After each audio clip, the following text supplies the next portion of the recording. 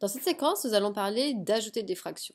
Nous allons voir une première règle qui s'appelle la règle numéro 3, qui va correspondre à ajouter deux fractions qui vont avoir le même dénominateur. C'est-à-dire, ce serait une règle de la forme a divisé par b plus c divisé par b, et a priori, ça devrait faire a plus c divisé par b, puisque c'est le même dénominateur. Alors, on va voir l'interprétation géométrique, c'est-à-dire on va chercher à comprendre pourquoi ça fonctionne ainsi.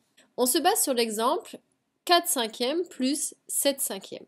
On voudrait comprendre géométriquement à quoi cela va correspondre. Faites une pause sur la vidéo, essayez d'illustrer ça avec un petit dessin, et puis venez voir si vous avez juste. On veut ajouter deux fractions, la fraction 4 cinquièmes et la fraction 7 cinquièmes. Donc déjà, on remarque que toutes les deux, ici on est sur un partage en 5. Donc ça veut dire qu'en fait, on va prendre des barres partagées en 5 parties.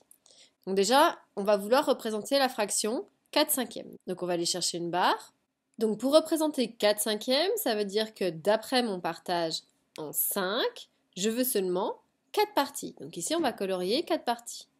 1, 2, 3 et 4. Donc voici ma fraction 4 cinquièmes. Ensuite, on aimerait représenter 7 cinquièmes. Donc pour 7 cinquièmes, on va aller chercher au moins une barre parce que 7, il est plus grand que 5.